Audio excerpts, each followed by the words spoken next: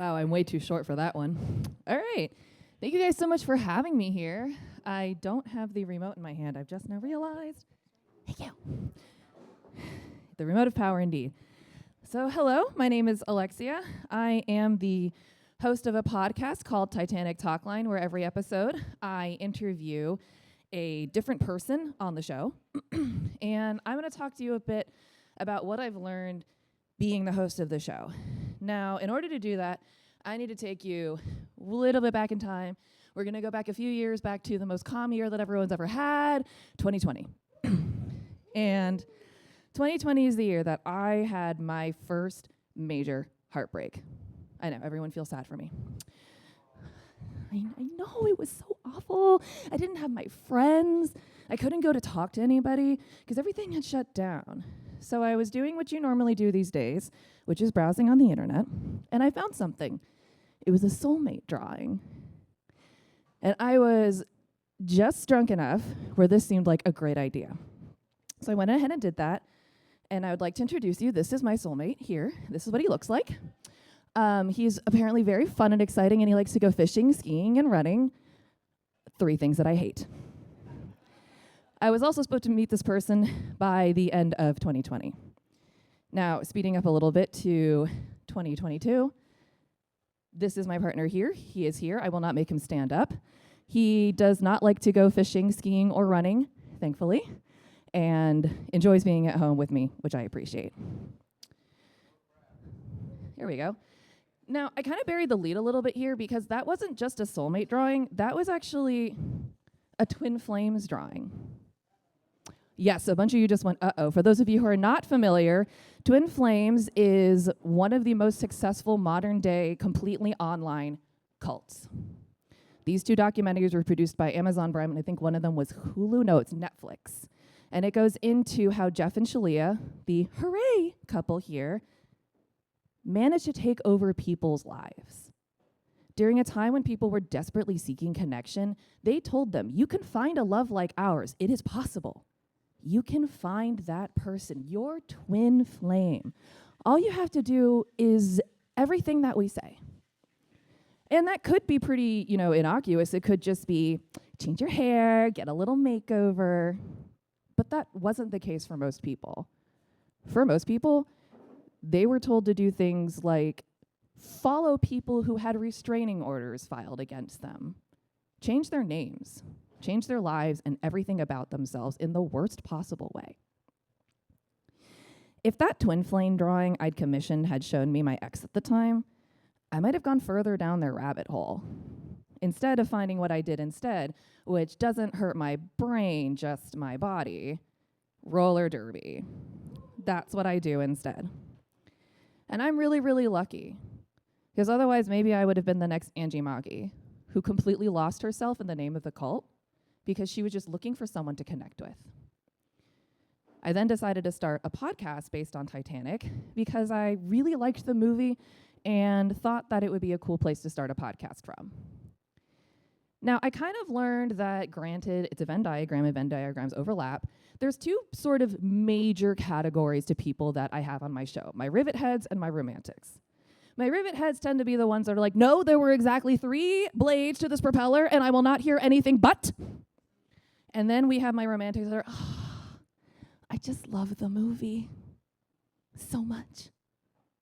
And of course, there are people that have a lot of overlap. And before I get into the specific lessons of what I learned, I'm going to give you a speed run of some of the guests I've had on my show.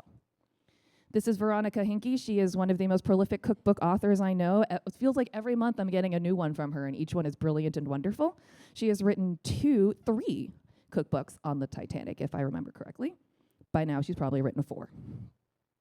This is Alex Bonson, who is a parody toy maker, a thing that I didn't know existed until recently. He goes viral every once in a while because he made this, the passenger hitting propeller toy. Yep, there's a bunch of gasps in the background. I have to say, I'm a big fan of this, and there's a signed copy of one of these hanging in a middle school classroom in Rockville, Maryland, because a friend of mine loved it more than I did. You can't hold on to something when they go,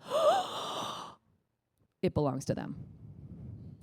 This is Sally Nilsson, who is the great-granddaughter of Robert Hitchens. Robert Hitchens was the quartermaster. That is the person that was holding the wheel of the Titanic when it hit the iceberg in 1912. Robert Hitchens is one of the very few men who survived. This is Stephen Beale, author of Down with the Old Canoe. He's a professor at Harvard. Down with the Old Canoe is a book about the cultural significance around Titanic. It talks very little about the wreck itself, but it really goes into the importance of society and, well, culture at the time. Excuse me. Mark Chirnside is a very, very, very prominent maritime historian who knows way more than I ever will about both White Star and Cunard liners. White Star Line was the maker of the Titanic and its sister ships, where Cunard was their major competitor at the time. They made the Mauretania and the Lusitania. Stephen Schwenker is the author of The Six and also worked on the documentary, which followed the lives of the 6 Chinese passengers whose stories were lost after the sinking of Titanic until almost recently. Very, very worth checking out if you have the time. Clifford Ismay is the descendant of J. Bruce Ismay, the societal coward of the Titanic. He was one of the wealthiest men who survived. Yes, he was played by Jonathan Hyde in the movie and is the one who goes, Freud, who is he? Passenger? For anyone who needed a small reference. Shana Abe wrote a historical fiction novel about what it was maybe like to be Madeline Astor, who was the, I believe, 17-year-old bride of the 50-something-year-old John Jacob Astor, the wealthiest man on the ship.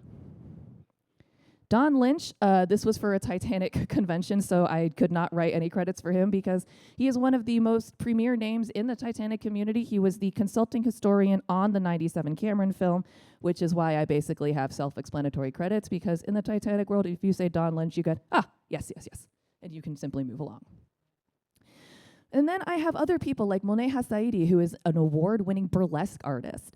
I don't have time to show the video clip, but she does a tremendous burlesque routine themed around the Titanic, involving bumping into a iceberg and taking Barbie dolls out of her waistband and throwing them into various parts of the audience. It's truly fantastic, and it's one of my favorite things. Alexandra Boyd here is a extra who was on the Cameron film, and she ended up doing a documentary of stories from the cast called Ship of Dreams. And then we have Louis Abernathy, who played Louis Bodine in the movie. For those of you who remember, he's the one who said, like that Russian babe, anesthesia. This is him. I actually love these facts. Orson Welles once blamed him for eating a whole ham. He didn't do it. And the entire reason that we cannot see the Terminator 2 Harley-Davidson Fat Boy is because he wrecked it the week before it was going to the Smithsonian. So if you ever meet him, you can blame him for that. We have George Behe, who I'm going to read a letter from very soon, who is another prominent maritime historian and the founder of the Titanic Book Club. Now, a lot of people then want to know, what do a burlesque artist and maritime historians have in common? My argument is a lot. Because think about it. Don Lynch wrote on Titanic and Illustrated History. Stephen Beale wrote Down with the Old Canoe. Monet made a burlesque performance. Why is what she made any less credible than those 2 books? Why do we get to down Alex's work in making a parody toy, but it's totally cool for people to write books and books and books, even if we don't necessarily think that they're good? I happen to think that all these books are good, but other people may have their own opinions. I argue that they're similar because they come from the same place of interest, love, and intention. Nobody decided to sit down and write a book, sit down and write a routine, or sit down and hand replicate the blueprints from the Titanic because they really, really don't like it. I just hate it so much, I started a whole podcast about it. Said nobody ever. And I think that sometimes it's really, really easy to get away from the notion that there is a massive human connection and component to all disasters. It's really easy to get stuck in, well, actually, the floor of the first-class dining room was made out of, or, that carpet didn't look like that, or that dress that she wore technically wouldn't have that many beads on it. You get so hung up on that for a while that you forget about people like Robert Hitchens. What must life have been like for him? I'll actually tell you, it wasn't very good. He ended up taking his own life about 2 decades after the disaster. Many of the people who survived ended up doing that. And the ones that ended up not doing so didn't live great lives either. Second Officer Charles Lightoller was the highest surviving officer from Titanic. He then went on to serve in Dunkirk and barely made it out with his life, and then kind of died alone. So many of these survivors ended up going through things like that because how couldn't you? How could you live through a disaster like that where you lost everything and just carry on, especially in a time where, there wasn't a better help you could call up? No such thing. And in the course of doing my show, I really wanted George Behe to come on, but he's getting a little older and he doesn't really want to do that. But he told me if I sent him an email that he'd answer a question. And I thought about how to paraphrase this and make it shorter, but I realized I absolutely cannot. So I'm simply going to read you the correspondence that we had. My paraphrase is that I wrote him something that says, "What do you think that newer fans and learners to the Titanic disaster should know? And as we get further away from 1912, what is it crucial that we make sure not to forget?" And this is what George said to me. "I hope new Titanic buffs will make a point of remembering the fact that the Titanic was just an inanimate object and that, by definition, a tragedy cannot happen to an inanimate object. Instead, the Titanic merely served as a location in which a human tragedy was enacted. Many modern-day Titanic buffs seem to show little interest in the Titanic's passenger and crewmen and instead focus their attention on things like the decorations, the color of her floor tiles, the decorative pattern on her dishes, the exact locations of her ventilation fans, etc. In effect, this interest in the ship's internal decor strikes me as being similar to our seeing a bus plunge off a bridge with many fatalities, only to have the general public fixate on the color of the bus's seats and whether or not the bus had chromed trim on its windows. Is this latter truly the type of information that's important in the overall scheme of things? Hardly. The fact that nowadays most people seem to focus on the Titanic's physical appearance can be seen whenever a reader visits the various Facebook groups that are devoted to the Titanic. Whenever a member posts a common photograph of the Titanic herself, that photo usually receives several dozen likes from other members. On the other hand, a researcher posting newly discovered passenger or crew information only receives half a dozen likes, usually from other serious researchers. In short, nowadays, many Titanic buffs find it much easier to simply glance at a photograph instead of taking the time and trouble to actually read several paragraphs about the ship's passengers and crewmen. Indeed, this seeming distaste for actual reading often becomes evident after a knowledgeable Titanic researcher correctly answers someone's question in a Facebook Titanic group, because afterwards 24 poorly informed members don't bother to read the correct answer and instead insist on posting their own incorrect answers to the same question. Instead of taking the opportunity to learn from the correct information that's just been presented to them, these people somehow feel impelled to submit their own incorrect answers, just as if they actually knew what they were talking about. Their documentation often makes use of the stock phrase, "I read it somewhere." The Titanic was definitely a beautiful ship, but in the end, she was just an inanimate object, a mindless thing with no consciousness upon which a tragic human drama was played out. With that being the case, I submit the following question to the present audience. Which subject is more important to the study of history? The thoughts and actions of people who actually participated in a historical event, or the color of the various pieces of furniture that served as a backdrop in the place where that historical event occurred? Does it really matter whether a room had blue carpet or a red carpet? Isn't it more important for historians to determine what a participant thought, said, and did while they were standing on that blue or red carpet? Even though studying the Titanic's beautiful amenities definitely has its place, these amenities are still second-tier subjects and are merely bits of historical trivia that had zero effect on the human drama that was played out on board the sinking Titanic. In the end, the Titanic herself was just a mechanical conveyance designed to transport passengers from point A to point B. In other words, she was in effect just a glorified seagoing bus. More importantly, to Titanic historians, however, the vessel served as a stage upon which her actors, the passengers and the crew, played out what for most of them would be the final hours of life. In conclusion, let's review a horrifying letter that survivor William Mellors wrote to a friend several weeks after the disaster. And while reading the letter, let's pay special attention to whether or not the color of Titanic's carpets played any meaningful role in Mellors' experience during the maiden voyage. Dear Dorothy, I was so pleased to receive your letter and to find you had not forgotten me. I had intended writing to you before, but I was ashamed of my writing. You see, I have no feeling yet from my knuckles to the tips of my fingers owing to having been frozen in the water. And so having heard from you, I have got to write. I can assure you that I felt it rather keenly when you left on the Thursday evening without saying goodbye. Well, I'm glad to say that I'm getting along fairly well considering the experience I had on the Titanic. I did not take any notice of the slight shock caused by the collision. I was asleep at the time it happened, and I just turned over and went to sleep again. About 10 minutes, the young chap who shared my cabin with me came and began to yell out that the ship had struck an iceberg and he thought we were going down. I really thought he was joking and told him so, but was soon convinced of the fact by hearing people running about and shouting on the deck and the engines being stopped. I soon dressed and got up on deck to find crowds up there putting on life belts, and I had about 15 minutes hard work tying the women's belts on. It was an awful sight to see the men's faces when the last boat went off. At this time, it was almost impossible to walk on the deck without you caught hold of something owing to the ship heeling right over. We were trying to fix up a collapsible boat when she gave the first signs of going under. There seemed to be a tremble run through the whole of the ship, and the next thing we heard were loud reports inside, which I think were the watertight doors giving way. And before you could say Jack Robinson, there seemed to be mountains of water rushing through the doors, and I was swept away from where I was right against the collapsible boat, and I simply clung on for all I was worth. While all this was going on, she was going underwater, and it seemed as if thousands of men were dragging me under with her, when suddenly her, the forward nose on which I was, seemed to suddenly rise from underneath the water, and I and a few more that were close by cut the ropes that held the boat to the falls, the davits. There was suddenly an explosion, and I found myself whizzing through the water at an awful pace, having been blown away by the explosion.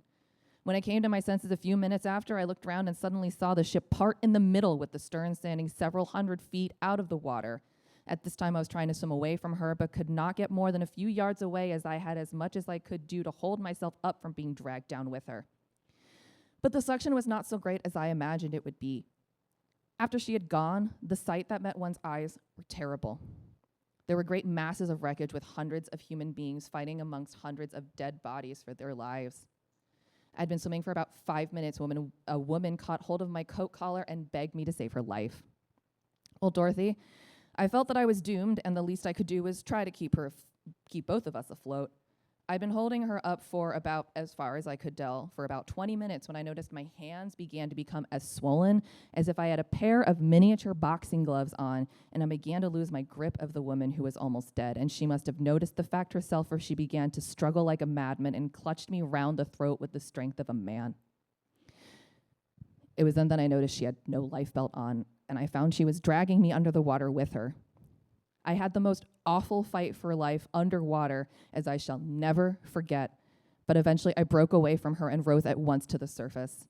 I was so done up with the want of breath that I thought my lungs were affected through holding my breath so long, but it did not take so long as it does to tell it. I'd not been swimming for long when I was caught hold of by the leg and found a seaman was holding on to me. I tried to kick him off, but found my legs were becoming numbed, and he held on to me like a leech. I struck at him, but he only laughed and began to try to pull me under the water. I managed to get hold of him by the hair of his head and push his head under the water. He became almost insensible, and I got my feet clear of his hands, and when he came to the surface, he began to try and swim alongside of me, but I managed to keep clear of him. I suddenly heard the most awful sound like a rattle, and he threw up his arms, and I knew he was dead. I shall never forget it, for I am sure he went mad. I'd been swimming for about 1 hour altogether when I saw an object a little way off, which turned out to be a collapsible boat with about 20 or 30 people clinging to it. I managed after a hard struggle to get on this and found that the sides were broken away and that she was well underwater. After a time, I saw some of the people gradually dropping down dead, one at a time, and we had to push their bodies off to keep the raft afloat. Every now and again, we were all thrown into the water owing to the boat capsizing, and when we climbed back, I noticed that there were less climbed on. We suddenly noticed lights on the horizon, which turned out to be the Carpathia, and suddenly she turned around and went out of sight, and we thought she had picked the other boats up and missed us. There were then several of our own boats in the distance, and we were calling to them for about 2 hours, and they answered us back by flashing a green light and blowing whistles, but would not put back to save us. There were only then 10 or 12 of us left on the raft alive, and then 5 or 6 laying dead on the bottom. By this time, I'd become exhausted and had to let a man I had been holding up fall to the bottom of the raft, but he was saved. Eventually, we were picked up and taken to the Carpathia. having been in the water for about 6 hours and only about 10 or 12 saved from 30 to 40 hanging on the raft. I've since been rather bad through, having been frozen from the hips downwards, and my hands were the same. So, Dorothy, I have told you in a nutshell my experience on the Titanic, and I hope you'll forgive this writing as I am almost asleep on the pen. Well, I can scarcely hold it. The doctor thinks I shall get the feeling back to my hands as time goes on. Will you kindly thank Miss Davy for her letter and tell her I will write as soon as I can? I'm awfully busy writing letters now. Well, Dorothy, you were the first to hear my story in England. I hope you are getting along well and have also given up whistling. I must now close, hoping to hear from you by return of mail. With kind regards, I remain yours sincerely, William J. Mellors. I'm almost finished, I promise. Compared to the horrific experiences described in Mr. Mellors' letters, in my opinion, the modern-day interest in the color of Titanic's carpets and other decor seems pretty trivial. Speaking for myself, I hope the new generation of Titanic researchers will bear this fact in mind and will choose to study truly meaningful subjects that will shed new light on the Titanic disaster and on the people who sailed on the great ship's maiden voyage. So, bearing all that in mind, I say, be kind to yourselves and to each other. Think about the people involved whenever you're looking at a tragedy. And may you never be so bad at something that the survivor of a major disaster uses their first ever correspondence to tell you to please never, ever do it again. Thanks, guys.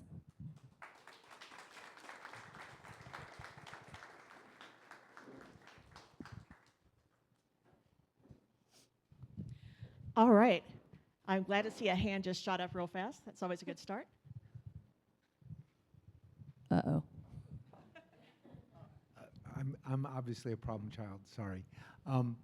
So I have never seen the movie.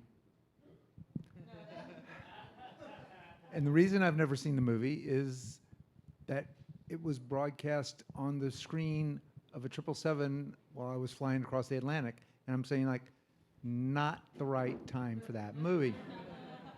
Fair. Nonetheless, I am a technologist, and I am interested in technology disasters because we shouldn't have them. The whole goal is to not have those disasters. And in fact, Titanic was claimed to be designed to be watertight. Clearly was not. How would you encourage a Luddite like myself to get interested in Titanic stories in a more rivethead perspective? But perhaps I have a bit of human kindness too. Maybe I should look at the human story.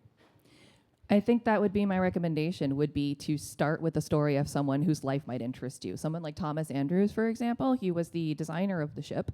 He lived a very interesting life and was, by all accounts, a tremendous man. During the sinking, up until the last minute, people saw him running around trying to get life belts onto people, trying to make sure that people were getting up onto the upper decks. And he was also very kind to the people he worked with, which was a little unheard of at the time. So I would say find someone whose story interests you. He's a good place to start. Frederick Barrett, who is one of the firemen who survived. He's another really interesting one to start with. And Robert Hitchens. A lot of the officers did not manage to survive, but the ones that did are going to be a wealth of information, and their stories, I think, might appeal to people who have that more rivethead perspective, because you'll hear a lot about, their lives and what they did. All right, we're off to a good start. Got another question here? It's just one, I promise. All right, just the one this time. Do you have two again? No, just one this I literally just told her that. In your presentation, you made it very clear, right, about the difference or the perception that people are more interested about details about the vessel as opposed to the human element and the story. What do you think, as I'm guessing, a Titanic enthusiast, is what makes it the most compelling to you and others like yourself? Ooh, that's a good question. I think that it had a lot to do with when it happened and what it was. So that back in 1912, we were sort of beginning the era of, I'm probably going to say this wrong, but sort of manufacturing on the grand scale. Titanic, Mauretania, Lusitania, Olympic, and Britannic were the biggest steamships that had ever been made. Titanic was 100-ish feet longer than Mauretania and Lusitania, but those two were still really big. So there were these massive ships that were decked to the nines and stuffed with all the people that we need to know about. It'd be like if Disneyland launched today and we sent Ariana Grande and Indina Menzel, Taylor Swift, Travis Kelce, every celebrity, everyone that matters, the Hiltons, the Kardashians, all the rich people, we sent them all there for opening day, and it sank into the water. It would be that kind of deal where those were the celebrities of the day, those were the designers of the day that were there. The famous and the rich people were politicians, politically connected. It was a big deal for them because they lost a large portion of their society. And I also think that it took place at a time when people really thought they had it figured out. It was the age of man. What can go wrong? We're going to make these bigger and better and bigger and better and bigger and bigger and bigger and bigger and bigger things, and it's going to be fine. I think that's why it's been so compelling throughout all this time. All right, I see one over here.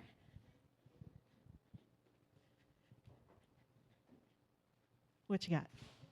Thank you. So a few years ago, I was in Branson, Missouri, and they had what appeared to be half of a Titanic coming I'm very out of the familiar.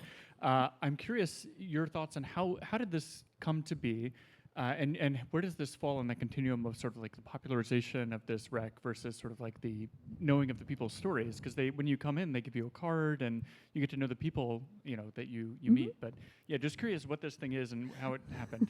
So you're referring to the Titanic Museum attractions. There is one in Branson, Missouri, and there is one in Pigeon Forge, Tennessee. The one in Pigeon Forge hosts the annual Titanic convention every year, which is why I was there.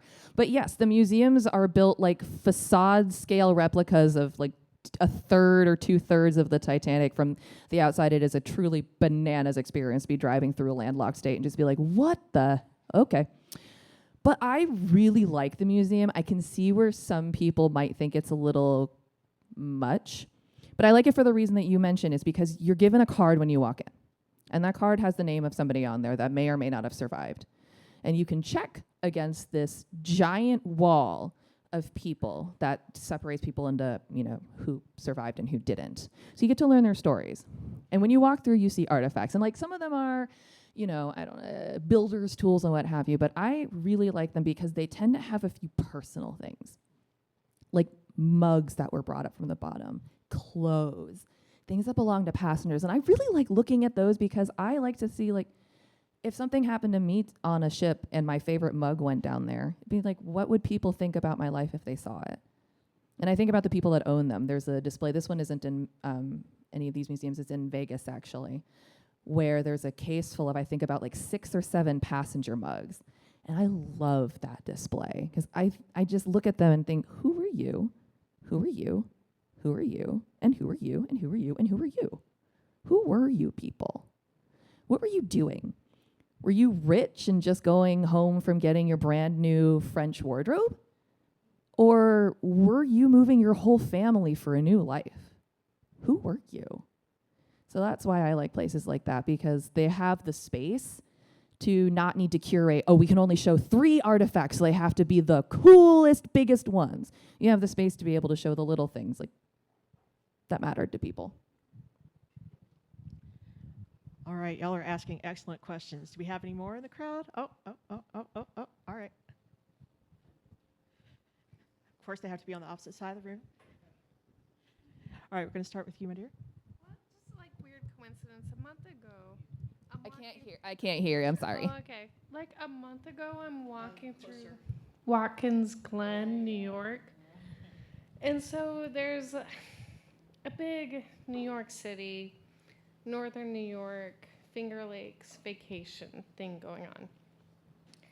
And there's a Rockefeller guy who died on the Titanic, and we ended up in a cemetery with his mausoleum. Mm-hmm.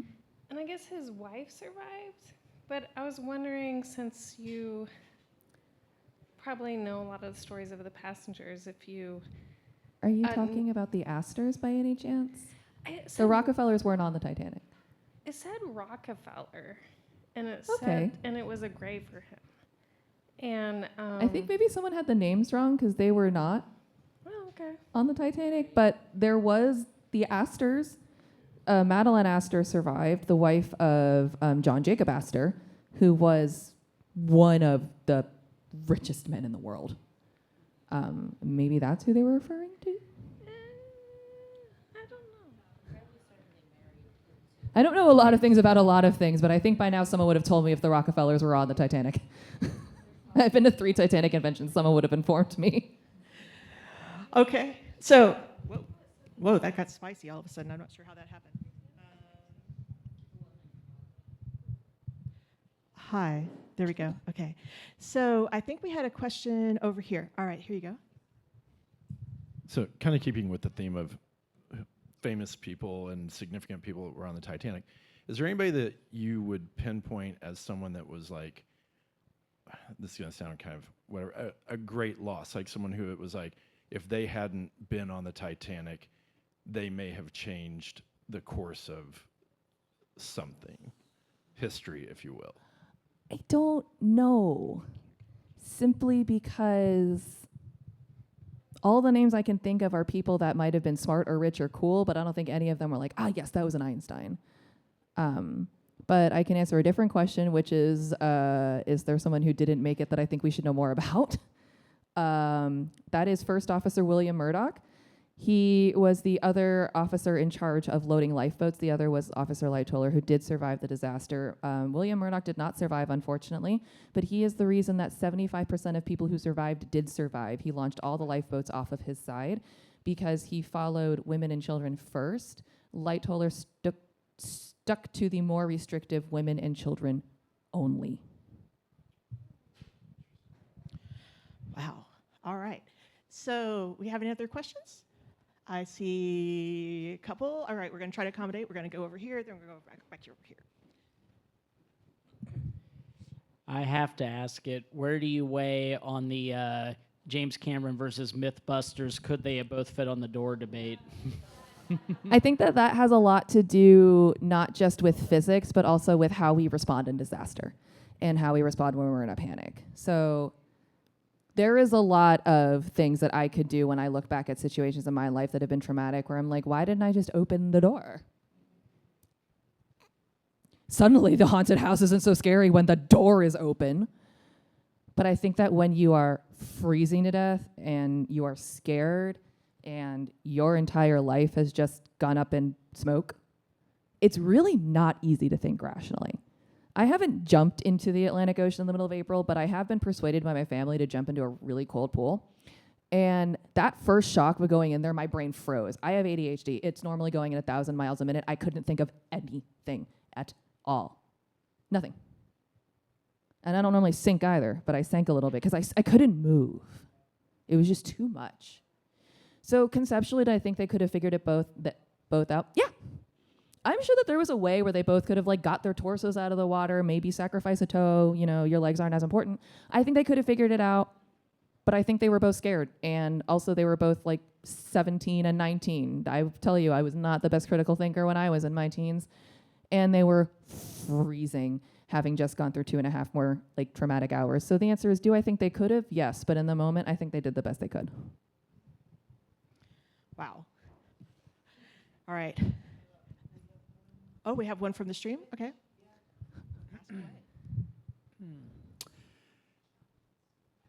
Have there been any close calls similar to the Titanic on a massive cruise ship in recent memory, say the last 30 years? I bet you that there have been, and we just haven't heard about them. Because I don't think we hear about things unless they turn into the Costa Concordia. Unless there's a massive disaster where a ship runs aground, people are in danger. But I think if you go, "Whoa!" and you just kind of manage to steer clear of something, we're never going to hear about that. So I'm sure there's probably way more close calls than we think there are, but because they're close calls and not calls, we're never going to find out. Oh, all right. I think we have time for one more question. Who has the best one? I think. All right. No pressure. Oh, so I had no idea there was such a robust Titanic community, and I'm curious on what's your opinion on the Titanic convention that you were talking about? On the commission? The convention in Pigeon Forge. I like it a lot, but it is a very, very specialized convention. So unlike, I'm trying to think of a big, New York Comic Con, where there is a vast covering of topics. You're going to have a lot of different people, a lot of different media. Something like the Titanic convention is very niche. So I like it, but unless you want to go to 3 days of lectures in which mine is the least off topic, everything else is going to be about simply the Titanic. And I think it's a really good time. I think it's very informative, and obviously for me it's great networking.